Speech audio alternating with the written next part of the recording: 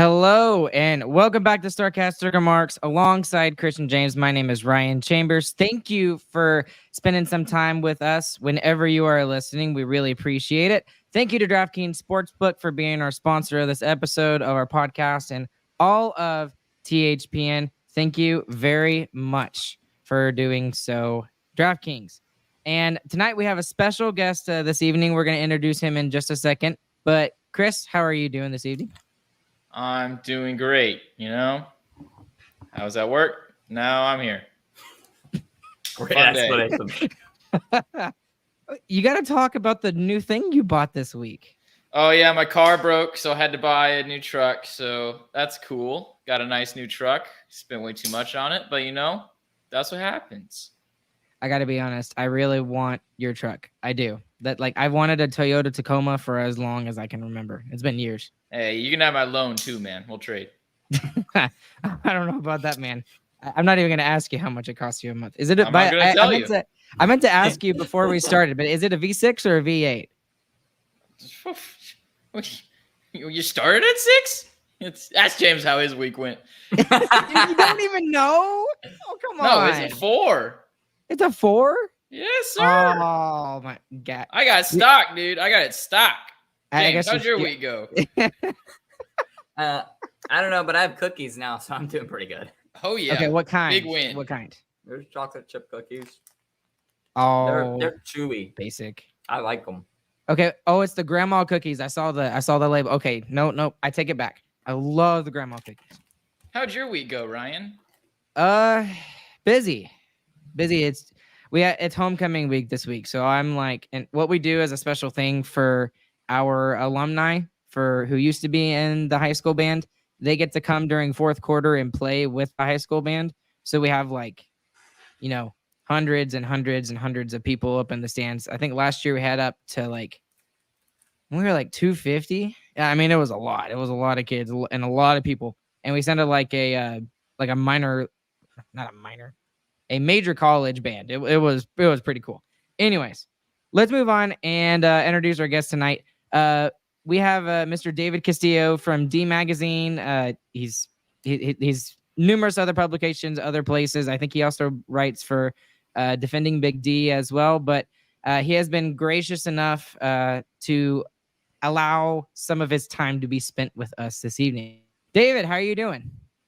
Good. It was my pleasure. And I'm just so happy that this podcast is so on brand for Texas, like cookies and trucks. Like this is right there. Right. That's exactly 100% on. Well, I prefer peanut butter cookies, but that's me. Anyways, random tangents. But anyway, David is here. Oh, shut up, Chris. David is here tonight because I'm tired of getting ganged up on by Chris and James. So he's going to tell them that they're stupid and they're idiotic because they do it to me all the times. But we're going to get into lots of stuff that has been going on. I had too much stuff, so I had to whittle it down. And Chris especially said there's no way we're going to get to all of that. So we're going to be talking a little bit about the preseason games in Australia. I thought that was really cool. I actually watched both the games because I'm insane and I stay up late. So we'll kind of talk about the Oilers and Flames jerseys a little bit. Zegras and Drysdale are still not signed. Surprisingly, I thought they would be signed by now. We got some Calgary news with Mikael Backlund signing, and it looks like he's going to be announced as the captain. And then we'll get into some actual Dallas Stars stuff this evening. We're going to talk about the first round of cuts that were made. Nothing crazy or anything there. We'll talk about the Golden Knights option that they just released. They released a straight-to-consumer plan where they can watch 69 of the 82 games. Nice. And thank you. Yes. And then James is just shaking his head no. And we'll talk about why the Stars can't do that, which I think is stupid. And I mean, like I said, there's so much stuff. We'll talk about the AAC. We're going to talk about a reaction from the 2 Stars preseason games, where we'll talk about Minnesota and Arizona with it. And then we'll get actually into David's article where he talks about Lindell and Hakanpää pairing moving forward. And I think we can probably get some answers from last night's game as to where that's headed. So that'll be interesting when we get to it. So anyways, guys, let's just jump straight into it and talk about the preseason games in Australia. First things first, I thought, I mean, I'd heard about Logan Cooley and how great he was going to be, but did y'all get the chance to see that goal? It was freaking Oh, ridiculous, man. crazy. How many different highlight reels did you see of him doing that? Yeah, I saw about 6 different camera angles, and I saw it about 20 times on 4 different apps. But yeah, that's just an outstanding goal. And it's cool that they're putting the good players out there for the global series, and they're putting on at least a little bit of a show for him out there. Really, really cool to see. I think we saw a little bit of that last year in Europe as well, playing a little bit harder than a normal exhibition game. So cool to see, especially in Australia where you don't expect there to be hockey, kind of like Texas. It was also great to see Arizona make the right draft pick for once. Like, Yeah. to me, like from that, when I think back to that draft, Logan Cooley was, I thought, at the time, and I do have receipts, so this is not just like hindsight analysis, but I thought Logan Cooley was far and away the best, not far and away, but the best player, the top pick. I didn't think like Slavkovsky was that interesting. And of course, he wasn't. Granted, I think he's going to be good if he can kind of reach his potential, but that goes for every other draft pick. And I didn't really care for Shane Wright, and I can't remember who the second. Oh, Simon Nemec, that's right. Who's going to be great, but I just thought Cooley was just expert level playmaker, which is kind of a premium in the modern NHL, and it was great seeing him. And I actually hope that Arizona starts to do well. Like, I don't want to see, yes, we can sort of dog on teams that beat the Stars, and nobody wants to see them beat the Stars in the playoffs, but I would like to see that community, see some success, because that is pretty sad, like how they've been, all the sort of political stuff surrounding them and the arena. And yeah, I'm sort of a low-key Arizona fan, I'll say. Yeah, it's kind of like a Rudy story. You can't help but root for him. Well, I really don't know what their arena situation is going forward. It really just, I mean, I've heard things of Scottsdale. I've heard things of Phoenix. The Phoenix Suns have a new owner who might or might not be willing to allow the Phoenix Coyotes to use the same building. But again, they would have to change the building in order to make hockey work in that arena. So there's just so many different things with the future of that organization. So they start winning, they'll find a building. Someone will put them somewhere to get some money. I don't think they're moving to Houston or anything like that, like some people are saying. Gary's making sure of that. So yeah, they'll make it work in Arizona if they can.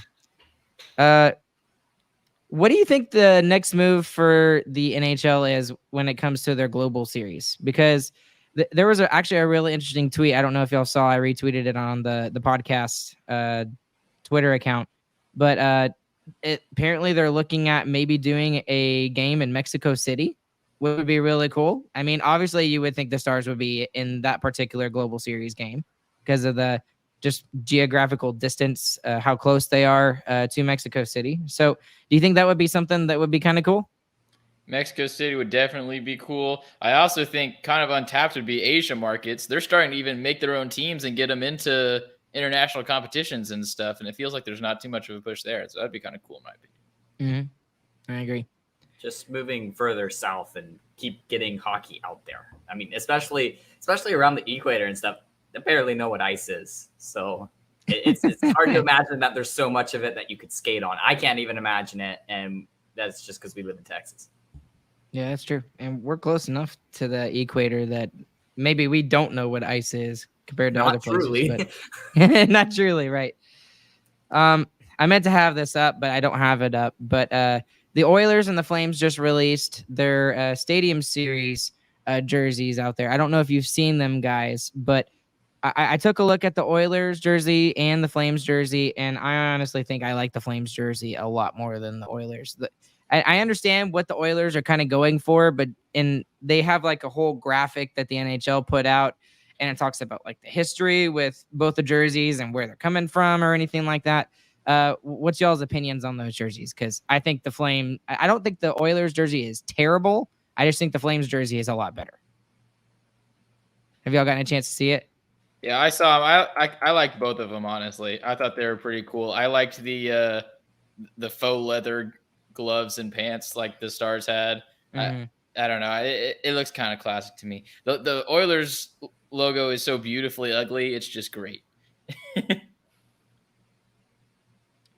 do you think, James? I don't know. I don't really have a care either way. I like the more like I like the blackout jersey lines a lot more than most of the other stuff in the league anyway. That's true. He's not All into right. the oldies. Not into the oldies.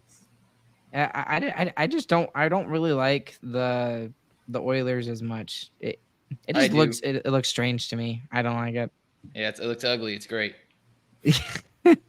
You also probably like the Wild Wing jersey, the reverse retro that Anaheim had. That what was it, the Yeah, first y'all know round I or the love the second Wild round? Wing jersey. That was in my top 3, I think. It was disgusting, man. It was disgusting.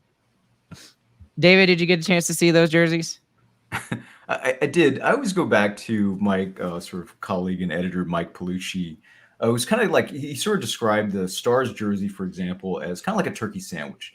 It's like it's not bad, it's not great, relatively inoffensive, and that's kind of what I always think when I think about hockey jerseys. Like I'm not super into jerseys in general. Like that's kind of why I don't have any, just because there's not a jersey to me that like really like pops and things like where I think, oh, well, I should be wearing this when I go to the theaters or whatever.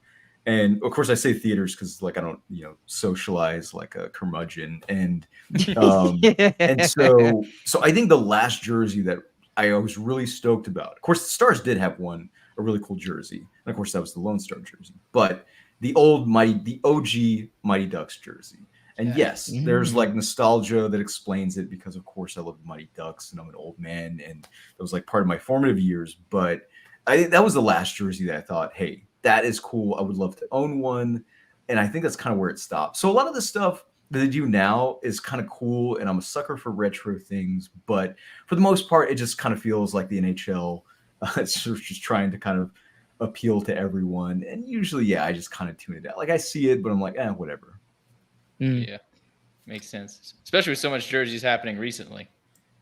Yeah, the two rounds of reverse retros, but I have like every Stars jersey of recent memory. Like I even got this one on the back of my chair here a couple of weeks ago, and I'm in love with it. But of course, everybody knows I love the Mooterist jersey. Brandon, who's always in the comment section, is always trying to burn it. So, Rightfully so.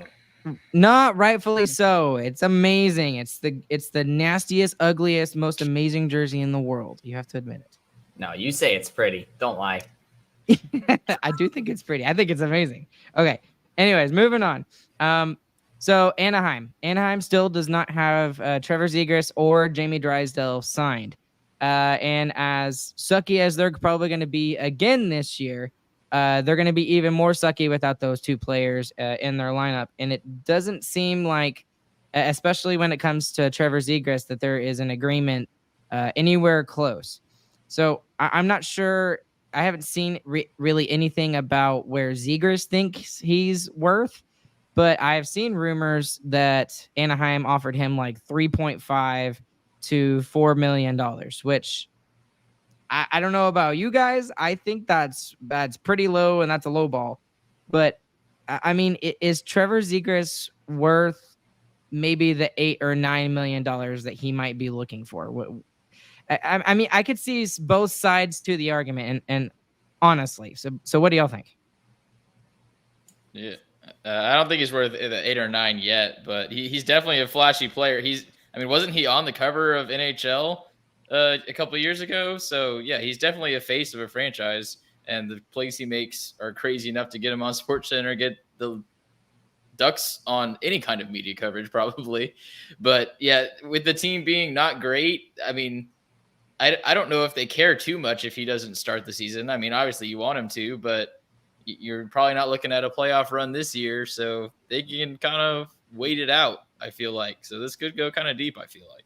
In terms of like his point production, he's definitely not worth the 8 million. But in terms of just like what he does and he's the only reason why I even pay attention to the Ducks at all. Honestly, Yeah. The only reason why I even watch those games. So in that sense, he's worth it to the Ducks as a whole, but in terms of like his playing ability, his point production is just like it's not up to 8 million yet. So, do you think they're lowballing him on purpose? Yes. Okay, because there's no way that I think they're both extremes. Like there's no way he's worth 3.5 or 4 million, and there's no way that he's worth like the 8 million that he might be looking for. I mean, I don't know, 5.5, 5 million, maybe for a couple of years, like a bridge deal. But if he's looking for like an 8-year deal, I don't think they're going to give it to him at like 8x8, for example. It's something he's not going to get. Yeah, the biggest thing I think is term, and that's what a lot of these contracts are coming down to now, especially with the cap the way it is. Mm-hmm. And I really just go ahead.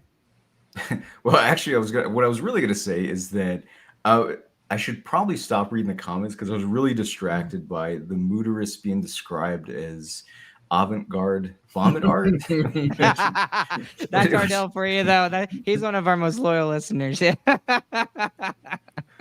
But so I'm gonna try to sort of like tune that out while I kind of try to like focus on Trevor Zegras' contract. But what I would say is like I think so. I agree that Zegras is like his playmaking is just like Spezza-esque. It's just on another level, and it's fun to watch. And I'm not like the old schoolers who, you know, Tortorella, who complain about him trying the Michigan goal, which I think is fantastic. It's another weapon that you have at your disposal that you want to use to try to score. So I see no problem with players trying to do that. I would say though that like defensively, yeah, kind of a weak player, and I think that's where he may not be necessarily worth what he's asking for. However, I think the way you want to think about Zegras' contract is just in terms of, well, once the cap goes up, what does an $8 million dollar contract look like? In the same way that Heiskan's contract, in a couple of years, it's just going to look like the absolute like the top contract in the league, because that's kind of, you know, what sort of teams are kind of trying to do. So do I think he's like worth what he's asked? Like if he's asking for 8 million, which I haven't really followed that well, if he's asking for that, I would say he's worth that in the next like 3 years. And this is a guy that's put up like 2 60-point seasons already. So I mean, even though I don't think he's a complete player, I personally like might not do that. I do think he's worth what he's paid, especially for a team that has nothing else. Well, I mean, they do, and they're kind of growing that right with McTavish and Carlson, but I don't know, man. Like I would absolutely like try to trade him for some insane defensive help, but maybe that's just me. Well, and the other thing is that the way that GMs are now signing contracts is very different than what it used to be. Like back when Jamie Benn got his first big $9.5 million deal and he first signed it, he signed that deal based off of what he had already done. Right. So they were paying him for that. Nowadays, it's almost like people are getting paid for what it looks like they're going to do. So like, for example, like Jake Sanderson, like he played, I think 40 games, 50 games, something like that. And he's already an $8 million player. And they're just betting on him over the next half decade or so that he's going to be really, really amazing and really, really good. So it really just depends on what Pat Verbeek wants to do as the GM of the Ducks. And I mean, if he thinks that Zegras is going to be a bust and like that's as much as he's going to get is 60 points, then maybe he's right in doing that. But at the same time, if he's going to explode this year, like some people say he's going to, and be a 100-point player, maybe you sign him to that 8-year, $8 million extension. And then it looks exactly like Miro Heiskanen's contract does, right? There's just no proof that he's going to do that. He has great skill. I mean, there's no denying it. Absolutely none. But you're talking a 60 to 100 jump in points. It's 40 more points than he had last season. That's not reasonable to expect that at all. Yes, I don't think he's going to get to 100 points this season, but I would expect a jump out of his totals. That's just me. And honestly, 60 points on a really bad Anaheim Ducks team that doesn't have a lot of help outside of him and Troy Terry. I mean, I don't know. So, by the way, it's worth noting that sort of Jim Neal was kind of really the architect for contracts and decisions like this, because that's exactly how John Klingberg was signed, right? John Klingberg had a really small sample size of games, and they were just he was just kind of gambling on the fact that, well, yeah, small sample size, but we drafted this guy. We know what he's capable of. He's proven it in the NHL. And I mean, sure, like it may be overcosted if he's bad, but if he's good, it's going to look brilliant. And sure enough, it was just like a brilliant I mean, what, 4.5 million for Klingberg's I think it was 60, 6 70 years. point seasons? Yeah. Yeah. Something like that. So I think that, oh, sorry, go ahead. No, go ahead and finish. I didn't realize you were done. No, I was just gonna say I think that's kind of largely what sort of teams are slowly kind of catching up to.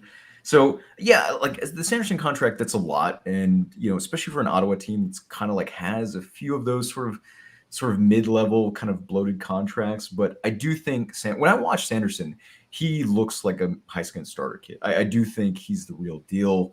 Do I think that it was like a good idea to like be that quick to pull the trigger on the contract? Maybe not, but I think he's pretty good. I like him personally. It's also kind of hard just with all the talk of the cap going up too now. I mean, that's what people have been talking about for the past 3 years, and everyone's expecting it to go up. So it's tough to gauge where those contracts are going to end up. Yeah.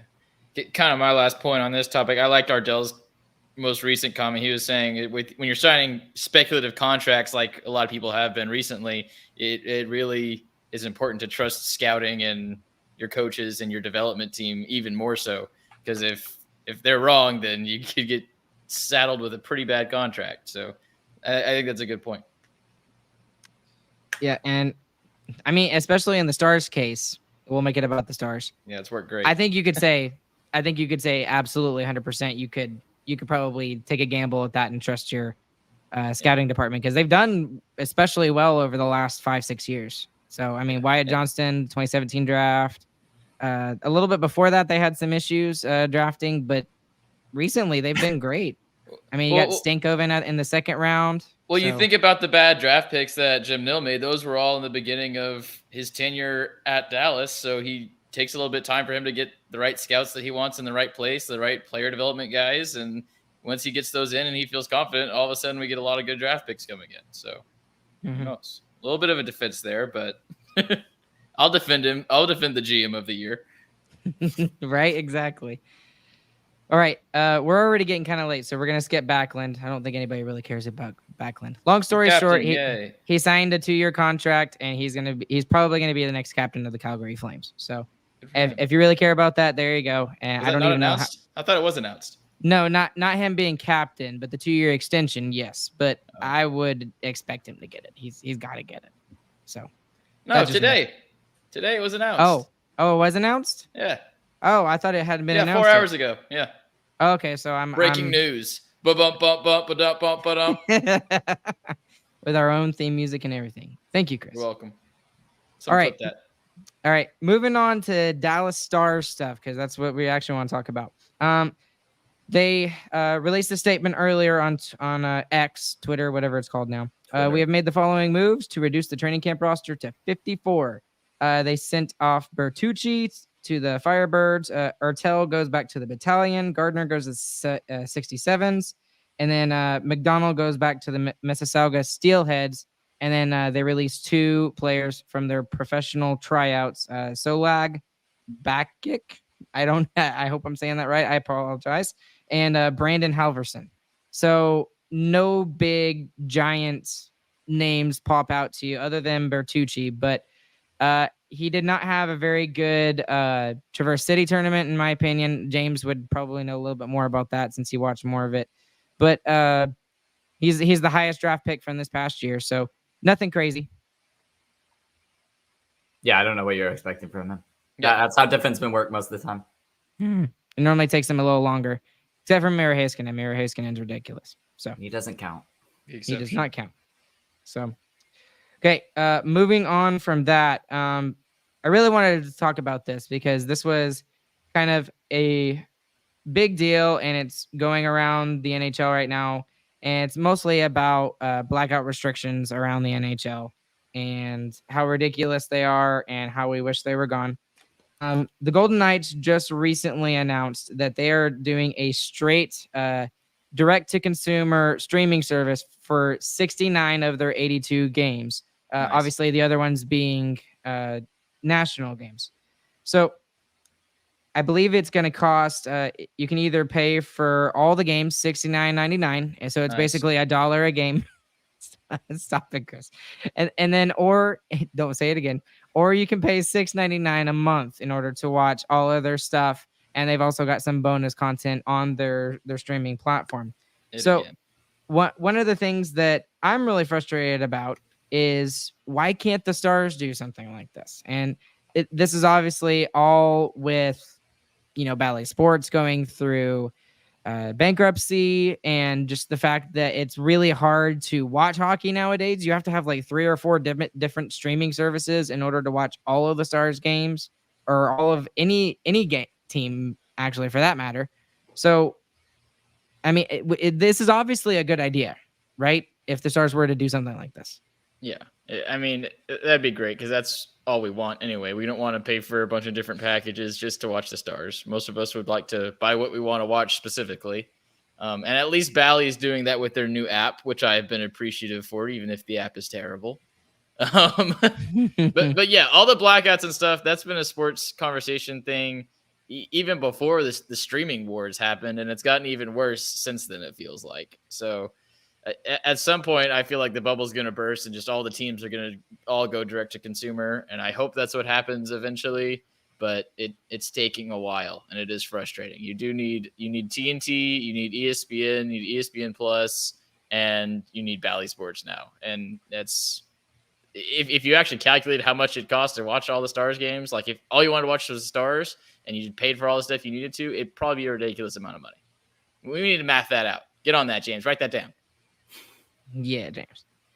But it's just super frustrating. Like, get rid of the blackout restrictions. Like, if you really care about like growing the game, and growing the game probably means more money in the owner's pocket, which is what they want. They're kind of shooting themselves in the foot with this whole 2 separate TV packages like they've got right now for ESPN and TNT over here in the States. Also, we should give a little bit more background. Why don't the Stars do this? They signed a contract. That's why. So yes. Bally has the rights to it, and so does ESPN and all the other national broadcasters. There you go. But so, and this is kind of a side thing, kind of along the same line, but and we're probably in the minority because we're ridiculous Stars fans and everything like that. But wouldn't you like to see the Stars stream more of the preseason games? Am I the only one that feels so strongly about wanting, like, how easy it could be to stream the preseason games? Yeah, I'm wondering how we get the good. We got some pretty good highlight clips on the Star social media from the preseason games. So why can't we just, I mean, we're live right now, and we barely know how to turn on our computers. So I feel like it shouldn't be that hard to, whoop, whoop, whoop, and get something figured out. But yeah, definitely with the attendance that was at the last game, that was at the AAC, and the ticket prices for Cedar Park preseason game that I was thinking about going to until I found out they were $100 or more. Yeah, there's definitely some demand to go to the Stars preseason games, especially when they're this good.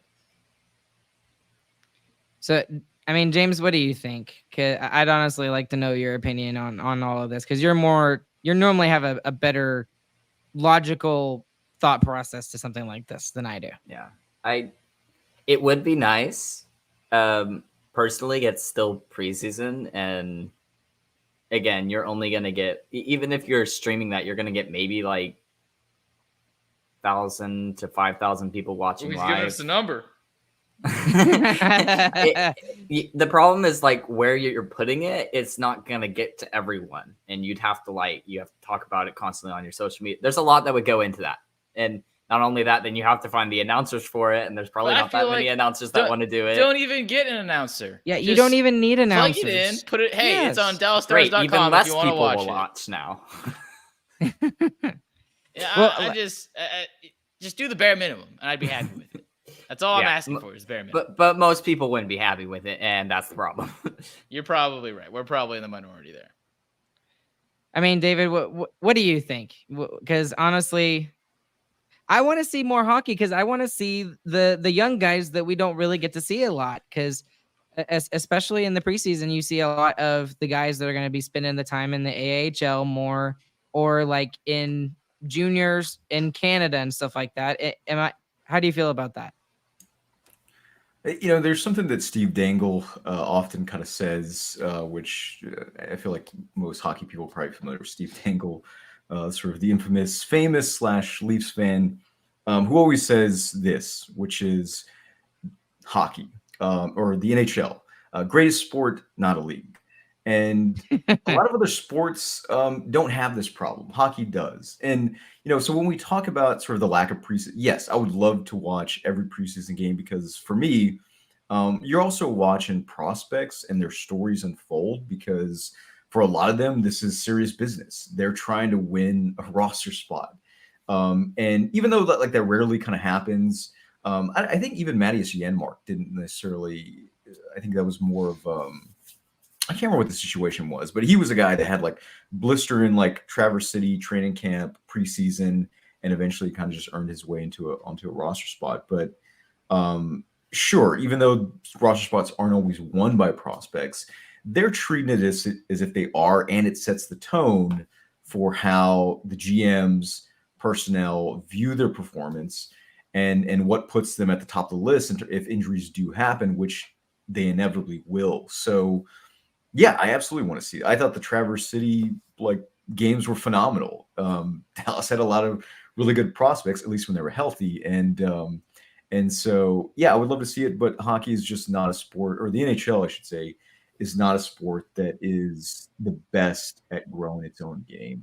And that's unfortunate. Of course, there's so many reasons that we could do a whole podcast devoted to kind of why that is. But Right. Yeah. you know, we know that the NHL is just lacking in this area. Dallas does a little bit more than most, granted, but as a whole, no, this is not the league to be like to competently stream preseason games and just do the bare minimum.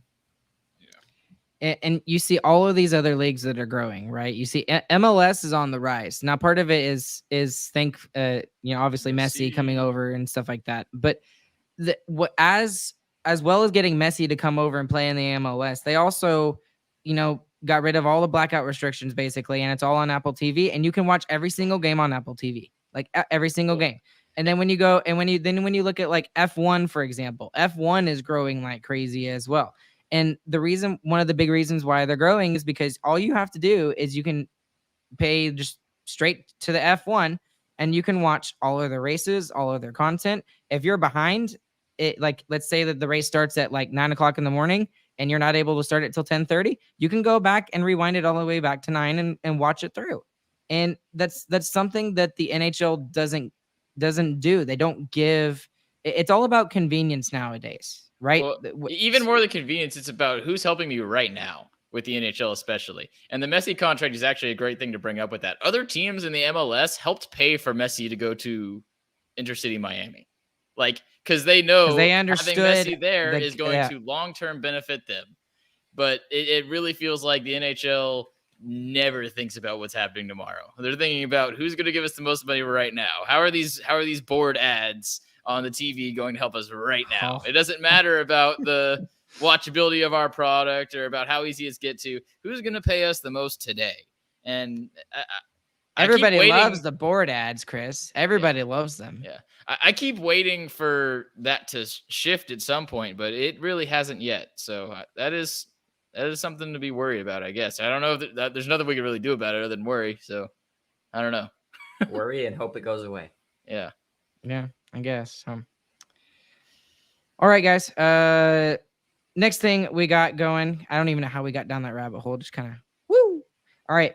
The American Airlines Center. American Airlines Center has made some upgrades to all of their stuff. They've got brand new seats, which is really cool. It's a little darker than the old seats, but I think it's like the first time they've updated the seats in like 20 years. So it's a good thing they did that. And most of the $20 million renovation project that they did on the arena was towards the brand new video board, which is absolutely beautiful. It's amazing. The entire thing is LED screens, so it's really cool. It's got a little ring on the bottom where you can see under it, and it's got all sorts of different angles and stuff like that. it's gonna be. I'm really excited to go to my first game at the American Airlines Center and just see the full magnitude and the ginormous amount of stuff that you'll be able to do with that new video board. What do Yeah. y'all think about the new upgrades? I'm hijacking this segment to talk about how important it is that the Stars and the Mavericks try everything they can to stay in this stadium, because being in downtown Dallas, right where everything is, just feels so great. And there's Canadian teams that are having trouble selling their teams, especially Calgary, because their stadium is not in the city. I mean, and if the Stars and Mavs ever want to build a new stadium, it's not going to be in Dallas. It's going to be in Arlington, just like the Cowboys. So please, let's keep upgrading this stadium and keep it in downtown Dallas. I mean, just that whole area right there. There's a strip with just restaurants that if you go like an hour, 2 hours before, you can eat before. It's great. It's the best thing ever. The whole area is super cool. Do everything you can to stay there, please. Well, and it took it a while to actually grow that area. I mean, if you see like a picture of when the arena was first built there was like nothing around the arena at all. And as it's gotten older, there have been other stuff that has been built up around it. They built up the Victory Plaza. District was built around it, is what it was. Which is what you want, and it's fantastic. I love going to the games there. I think the last time I went with Dad, we went to like some kind of Brazilian place or something like that. It was amazing. The food was great, and you get all sorts of stuff there. So I'm just really excited for the upgrades. David, what did you think of any of the upgrades? I don't, you know, it's unfortunate because I live in San Antonio, so I don't get a chance to see many Stars games live. I've been to Reunion Arena back in the day, and most of the like I was at Noche Mexicana, what was it, like last year? But most of the live games I've been to were actually in Cedar Park. I actually did a little bit of for a very brief moment, some beat reporting for Sean Shapiro back when he had Wrong Side of the Red Line. I don't know if y'all remember that website. That was just pure Texas Stars coverage. Great stuff. So yeah, like I love it, but I'm just like, well, I don't get to experience it very much. So what we have to get you up here. We have to get you up here more often. Come take a look at the brand new board. It's beautiful. It's amazing. Okay. Just moving on to just kind of wrap things up. And I say wrap things up. We got two big topics to talk about here. I just want to get y'all's reaction from the two preseason games that we didn't get to watch. Unfortunately, like we already talked about, no streaming services. But I mean, very good, positive outcomes, right? I mean, there wasn't much to expect from the Sunday game against the Arizona Coyotes. Obviously, there was like two players that I recognized on the roster, maybe three. Connor Geeky, who is a big-time prospect for the Coyotes, and Prosvetov, which is probably going to be their third goalie in their depth chart for the Coyotes. But, I mean, still, I thought it was fun. And then, obviously, the game against the Wild, whenever you get to beat up on the Wild, it's fun. And I honestly think that they've kind of overtaken the Nashville Predators as our most hated rival at this point. So I just wanted James is like, no, he disagrees. Never. Never. Well, I just wanted to get y'all's reaction over the two preseason games, what you've seen. Yeah, the Yotes game was kind of, I mean, their team was still in Australia is really what it came down to. They grabbed a couple of players and they threw them on the ice. And it is what it is. We played all of our prospects too, and our prospects were great. I mean, obviously the big guy that everyone's looking at during this preseason is Stankoven. He does what he's got to do. 2 goals, played great. The team dominated him pretty much overall, which is kind of what you expect when you're playing their ECHL team, which is basically what it was.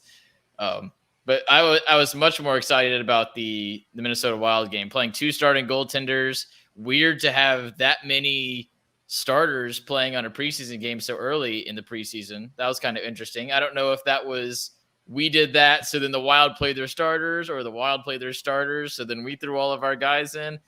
I don't know, but it was fun to see a preseason game that had a lot more skill on skill than a normal preseason game would. And hey, it turned out good for the Stars. James, what did you, I guess you can't really say see, but what can you get out of these first couple of preseason games that, I don't know, like a storyline that you're looking at or something that popped out to you? What do you think? No, our starters are good. That's basically what I learned, and I already knew that. Yeah. David, what are you looking at from the first two games that we've seen so far? The one on Sunday and the one on Tuesday.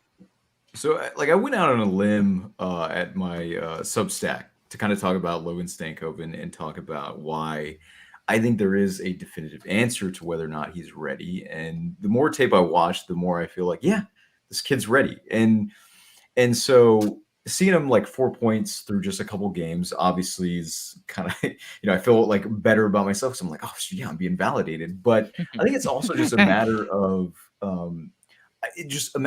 like, I think the arguments against Stakehoven like tend to be very like abstract, and it's like, well, not everyone can do what Wyatt Johnson does. And I'm just like, listen, if you can have different shades of veterans, why not different shades of rookies? And to me, when I watch this game, I just see everything that Dallas could benefit from, whether it's off the rush, off the forecheck, his speed, also the fact that he's just a strong two-way player. I mean, this is a guy that, sure, 5'7", who cares? But he throws the body. He doesn't get pushed around. I mean, he's so short. He just has leverage on everybody, and also really good on the face-off dot. I mean, if I had it my way, I would just like, oh, let's just trade Faxa just to put Stankoven in the fourth line center role. Not that I think it's going to benefit him, but he's a player that I think, normally, like, I would.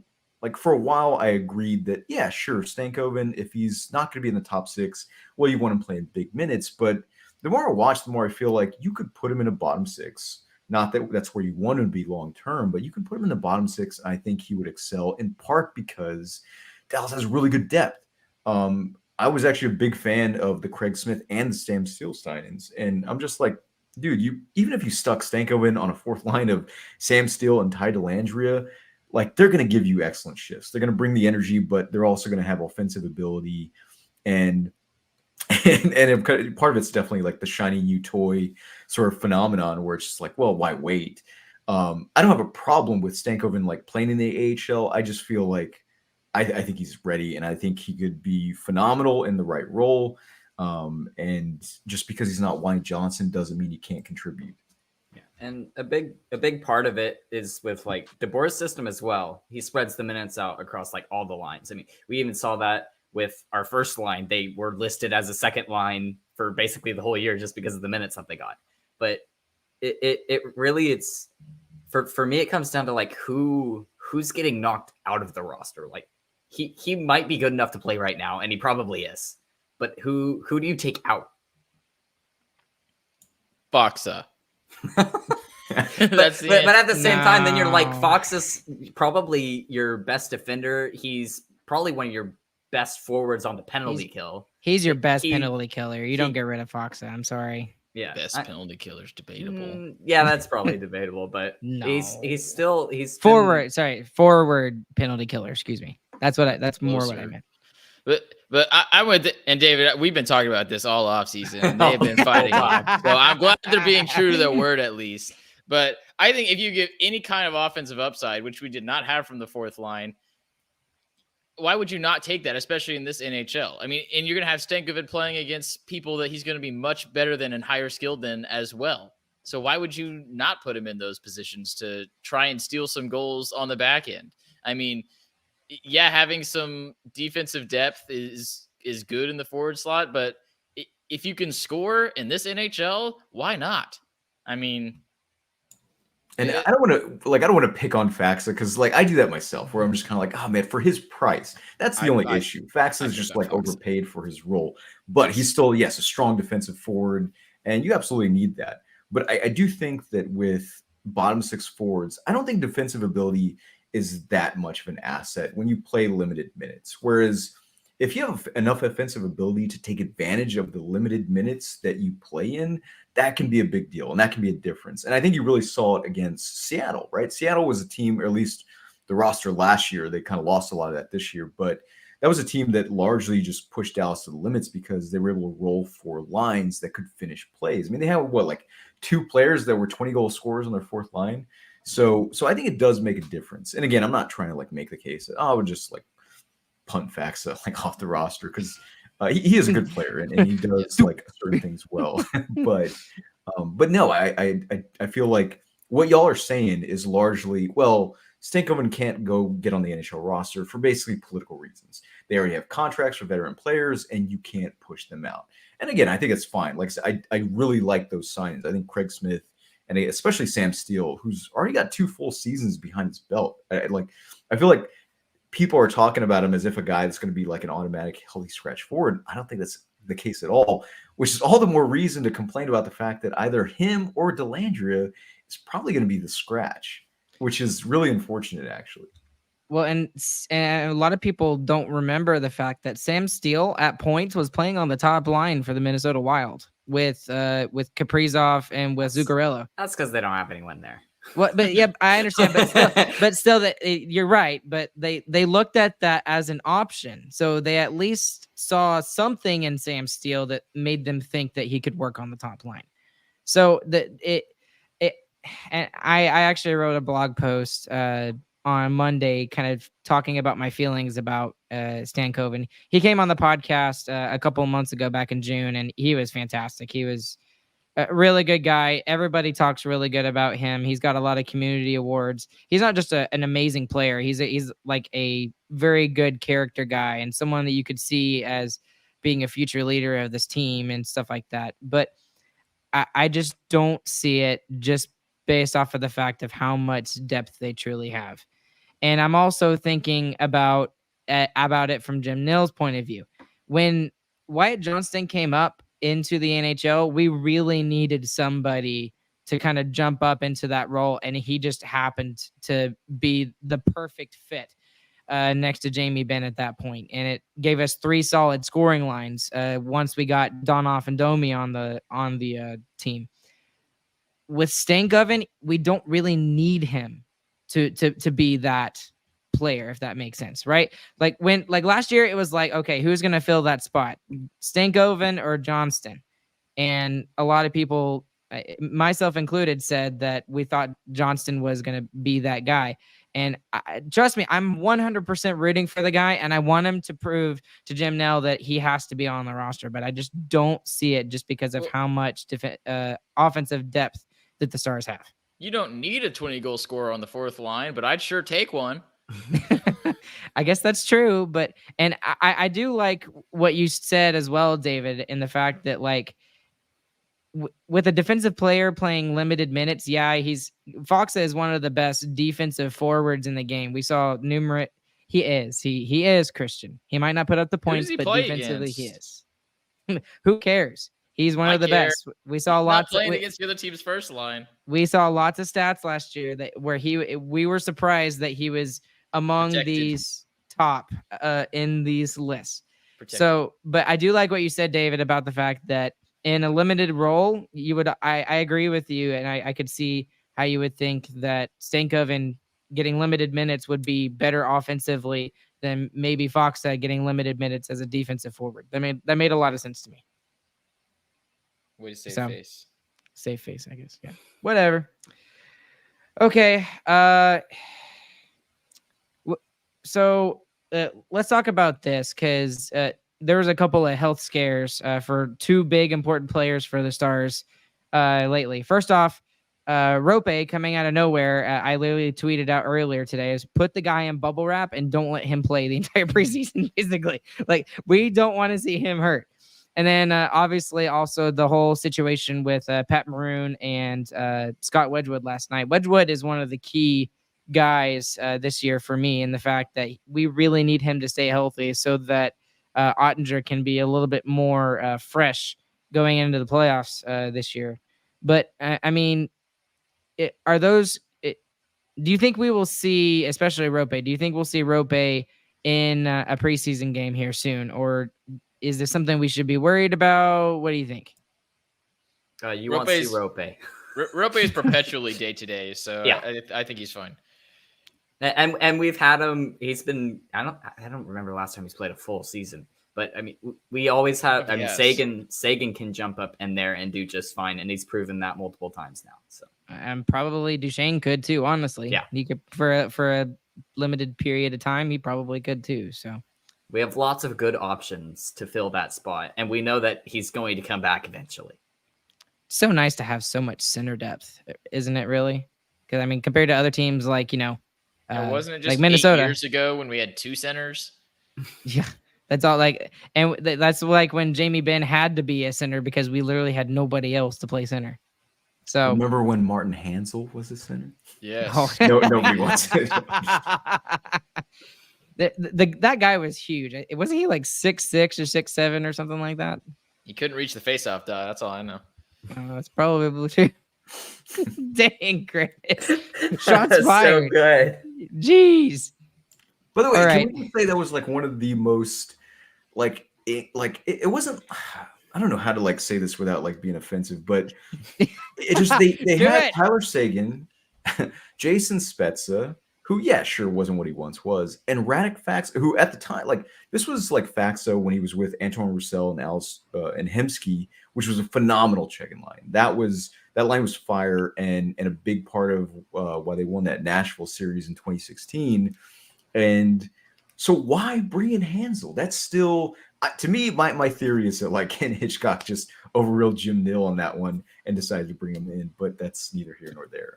I just think it's one of the most bizarre sign-ins of the modern Stars era. Yeah, for sure. I don't even know how many games he played because I think he signed a multi-year contract, didn't he, David? I have no idea. Yeah, he did, but I mean, that's what makes it more bizarre. Yeah, it's weird. It truly was. Yeah, I think I agree with you. Hitchcock saw him from across the ice somewhere, and he's like, him. I want him. Big guy. Bring me big guy. All right. Well, we could go on and on, but I want to get to David's article here real quick actually Ardell was kind of talking about it in the comment section a little earlier, kind of foreshadowing us getting to this point. But David just recently released an article kind of talking about the Lindell Hockenpah pairing from last year. So last year they were almost a staple as the second pairing. And, we saw, especially on Tuesday, we saw him meaning Lindell, paired with Nils Lundqvist, which I thought was really interesting. And that could be a really good second pairing if we can get Nils Lundqvist going. So, David, can you talk a little bit about your article and kind of some of your thoughts with why that pairing is probably not going to work for a team that's looking to make the Stanley Cup final? So real quick, I think one way to sort of maybe articulate this point better than, talking about a lot of like histograms and fancy models is to just ask you, each one of you, name me another NHL playoff team that has a second defense pairing with that profile. And we know what we're talking about, but with that defensive profile. Just go ahead. Nope, there's not one. Yeah, and in fact, you look at the Stanley Cup champion, and it's the exact opposite. They have 3 pairings that all go D, puck mover, D, puck mover, D, puck mover. Well, and one of the things we talked about last year with the Golden Knights was how ridiculously the minutes were spread out for all 3 of those pairings. Like the third pairing was getting like 15 minutes a night, like 12 to 15 minutes, which is insane.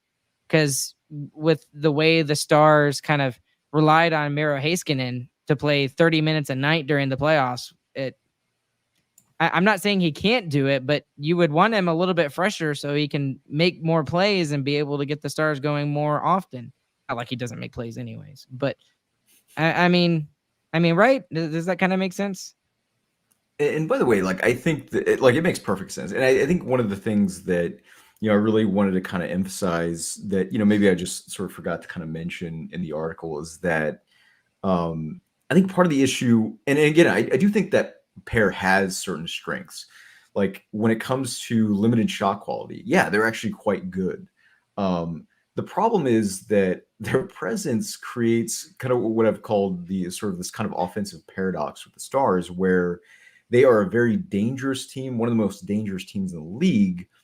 So they are a fantastic scoring team, but they're not a fantastic, they don't have a fantastic scoring process. and I think they were like 16th in rush offense, which is odd for a team that was top 3 in goals scored.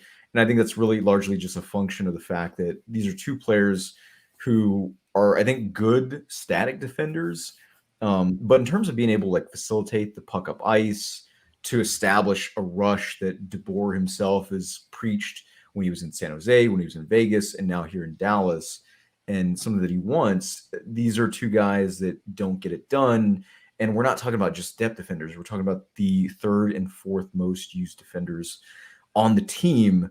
And that, I think, is why, it kind of, as odd as it sounds, like despite how dangerous Dallas is, that second pair almost kind of suppresses and mutes Dallas's offense. And you really saw it in the Seattle series. I think even more than the Vegas series. I felt like that 100%. I agree with you. Yeah, brutalized like with the forecheck and then just not being fast enough at times. I really felt like Dallas was dangerously close to losing that series. Just in terms of like, well, if Seattle had their 40-goal scorer for the first couple games, like how does that series look? Granted, I don't think Dallas has to worry about Seattle this year, but nonetheless, that's my biggest issue with that pair is how they affect the offense in kind of a sort of ripple effect way. Not so much that they're two bad defensemen. No, it's just together they have anti-chemistry. Yeah. And that's definitely true. The Stars weren't known as like the best puck possession team either throughout the regular season. I mean, it seemed like every time they scored a goal, it was just pretty quick when they got in the zone. It was kind of just Robertson just shot it as soon as he got the puck.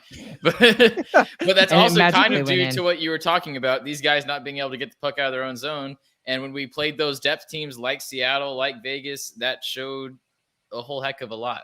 I also you went on your article, kind of point out why that might have been. And it was kind of came down to Lundqvist not really panning out, not being able to trust him.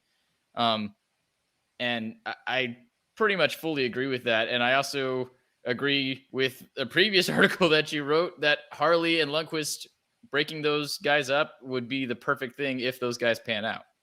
So, and Ryan talked about this a lot too. Harley is a huge key to this defense. He was perfect this past season. And if we could just keep getting that from him, it would be fantastic. And I think breaking up these two guys and splitting up with Lundqvist and Hanley, that's the ideal situation if those guys truly pan out. But if you see a guy if you're able to split up that kind of pairing with Hakanpää and Lindell and put Lundqvist with Lindell, which would be, I think that would be ideal because Lindell's used to working with a puck moving defenseman. He played with Klingberg for so long. And then that gives you the opportunity. Shut up, Chris. To put Harley with Hakanpää, and that gives you another option exactly like that. And then it allows if you can rely on those three pairings, assuming Suter plays with Miro, then you've got three pairings that you can even out those minutes a little bit more, just like what we saw with Vegas against the Stars in the conference final. So, and you could be easily rely upon those guys to do that. The question is and one of the things you also talked about, David, was like the teams that are the best in the league. They've got two guys, right? Two guys, right? So like for the Lightning, they've got Hedman as I guess it's Sergachev now, but Hedman and Sergachev. Then you've got in Vegas, you've got Pietrangelo and Theodore right there. And then for the Stars, you've obviously got Miro, but who's going to be in that second spot? And you've got to think it's got to be one of those guys of Lundqvist or Harley. And a lot of people would say Harley, but maybe based off of what we saw with these matchups in this last preseason game, maybe Lundqvist is that guy who, by the way, side note, he did add 15 pounds of muscle this past offseason. So that's good news to see. But anyways, David, who do you think would be the more likely guy to be that number two guy, Lundqvist or Harley? I think it's definitely going to be Harley, mainly because you kind of already saw that in the Vegas series, where I think in the Vegas series, Harley was the third most used defenseman at even strength, at least. And I also think that it's funny. Like, I think Lundqvist is a really promising player, and I actually really like him. I love what he does in the offensive zone, where he's kind of this dual threat, big shot, which is not something you increasingly see less of nowadays, right? The slap shot, which is kind of slowly kind of died off and a little endangered. That's something he still is good at, and of course playmaking. But I did do like manual tracking with zone exits, and I thought what was funny about Lundqvist, and you'll notice it, and maybe you already have, is that when it comes to his movement in the defensive zone, he's a little more flat-footed. I don't think that's necessarily a bad thing. I mean, you can be flawed. I mean, like look at S. Lindell. S. Lindell's fine defensively, awful skater. And I think with Lundqvist, you kind of see some of that. And I think that's kind of part of what gained him that reputation with DeBoer and the coaching staff, which is that, well, he didn't move like a puck mover in the defensive zone. And I don't think they like that. I think DeBoer even stresses that, the ability to kind of get out of the zone. So I think Lundqvist still has a long way to kind of earn that sort of reputation as, okay, sure, I may not be perfect in the defensive zone, but I can make plays in the offensive zone. Whereas Harley, fluid movement in the defensive zone, exits out with just brilliance and vision. It's kind of one of the things I always kind of talk about, and why I've tended to be critical of S. Lindell, which is that I feel like defensemen, especially in the modern NHL, really need to be able to skate, and talent matters in the defensive zone.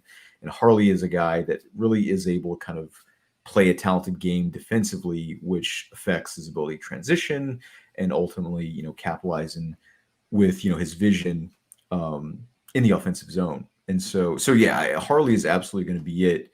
But I think it's a question ultimately of like, well, how do you make that happen, right? If Ryan Sutter is next to Heiskanen, and you're probably rolling your eyes like I am, and then you have Lindell with Lundqvist, for example, well, then you have Harley and Hakanpää, and how do you manage those minutes? Like, does Harley really get those minutes that he probably deserves, or are you still kind of justifying Lindell's contract?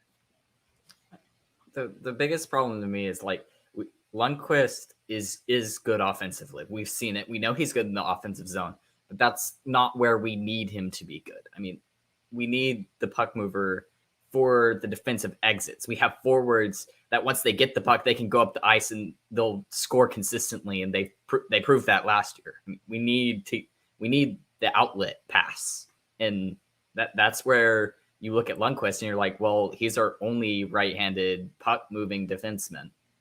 So he's basically playing with Lindell, and that's basically the end of the story for me. And by the way, they had really good stats together, right? And they had limited minutes, but they were really good statistically together. And I can't even remember why they got split up. I don't know if it was like an injury or kind of what, but yeah, that sucks.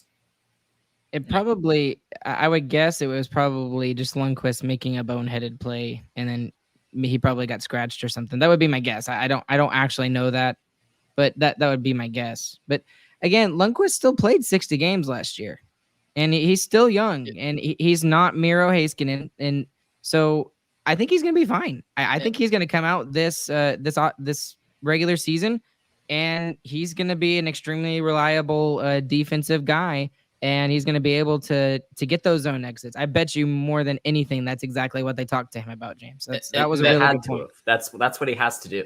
That's my biggest thing with Lundqvist too, is he's so young, and like you just said, he just put on 15 pounds of muscle. I mean, that changes your game completely just right there. So he's going to be evolving a lot, like before our eyes, unlike Harley, over these next couple of seasons. And it'll be fun to see the strides that he takes in his game personally for him, which is what we didn't get to see with Harley because he was doing it all in the minors. But kudos to him. He did it very well, obviously. Came in at a crucial time and was fantastic, and is probably going to, at least deserves to be in the top four. We'll see if he gets those minutes like David was talking about. All right. I think this is a good time to move on. So we're into our Who Cares segment for the evening.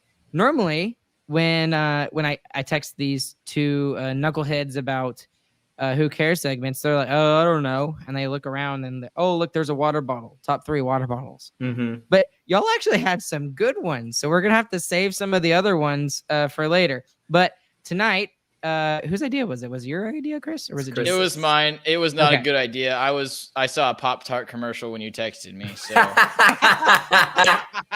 we're doing Pop-Tarts, everybody. Your top 3 Pop-Tarts, and we're And gonna David's start. doing. Yeah, David is doing this with us too. He's David's got the in on Pop-Tart. this. All right, we'll Yes. start with David then, since you put him on the spot like that. Oh David, come what's on! Good No, number no, third don't do Pop-Tart? that. No, don't make David go first. Yeah. Okay, so hold on. So we're talking about Pop-Tarts, right? I mean, because I did not eat those as a kid. I was all about, and I didn't realize until recently just how many freaking calories are in there. But the EL fudge double stuff, like shortbread cookies, you ever had those? Yes. They still they still make them. They were like made them back in my time. But so that doesn't answer your question, and that's kind of my point, right? I cannot answer the question. I don't know anything about Pop-Tarts other than like a few commercials and There you go. yeah, EL fudge. That was my sort of drug of choice back in the There day. you go. That's Pop-Tart esque. That's Yeah, good enough. That I think. counts. Pop-Tart That counts. adjacent. All right. So James, number 3. Okay, I'm sharing my screen today because none of y'all are Okay. gonna know what I'm talking about. My number 3 is this amazing unfrosted blueberry pop tart. no. It's absolutely amazing. It's even better if you toast it. Okay, but honestly, you kind of have to toast it. If you don't toast it, it's too dry. But it's absolutely amazing. That's all I got. That looks terrible, Ryan. It looks amazing. Oh It's come That looks on. awful. Oh man. Okay. I'm going just classic with my number 3 because my other 2 are a little bit different. My number 3 is the strawberry. I really That's- like the strawberry. That's It's mine basic. as well. Had to hit the OG. James, number 2. All right, my number 2 is it's the brown sugar cinnamon ones. Those Oh, are- I gotta bring it up. Sorry, hold on. Those are good. You know, I got the low res one too. That way Low res. it's even better. with know, the Little gray nice and color blurry. background. Yeah, perfect. You really want to have the most disgusting brown color on the background of your Pop-Tarts. That's the best thing about it. The background. The background. Okay. The color of the Pop-Tart is brown, and you know, brown is a great color. That's actually my number 2 as well. My roommate always had those, and I always stole them. So yeah, number 2 for me. Ryan, what's your number 2? We never do this. This is my number 2 as well. Is Yeah, the brown? I realized when I sugar looked up cinnamon. Pop-Tarts, there's not very many Pop-Tarts. It's I thought okay. there was there a lot are. more. There's more. There's more. They don't make as many as they used to. Like there've been like special editions and stuff like That that. might be true. That might be Yeah, true.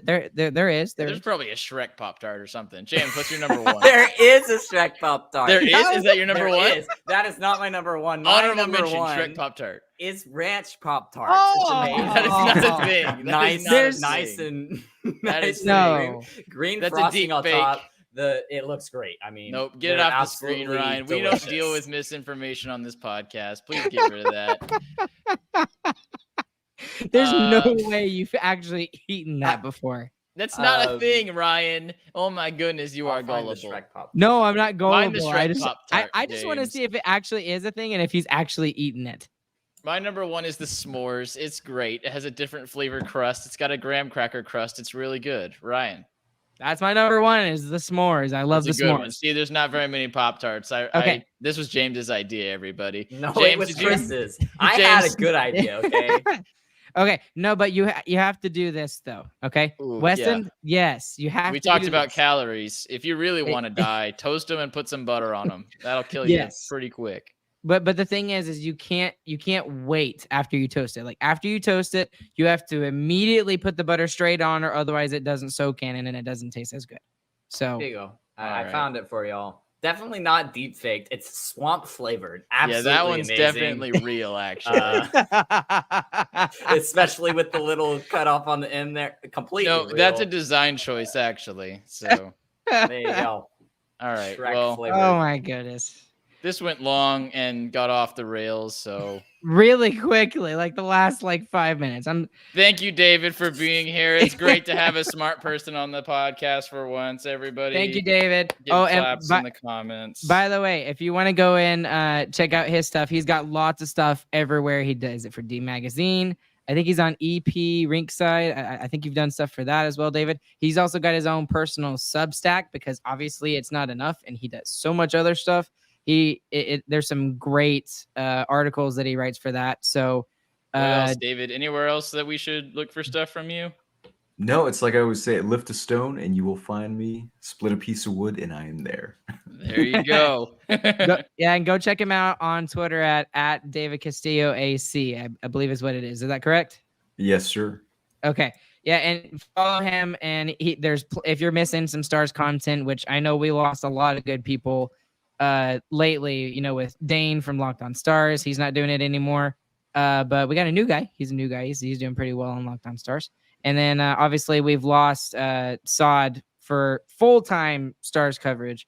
And obviously Matt DeFranks as well. So David is trying to fulfill that role and getting as much Stars content out there as possible.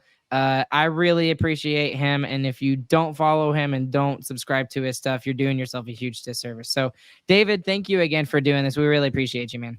Oh, much appreciated. I hope to do this again, guys. Yep. Well, thank you guys for listening. There was about almost 13 of you guys who are listening live. Y'all are insane. It's like 11:45 at night. What are y'all doing? Go to bed.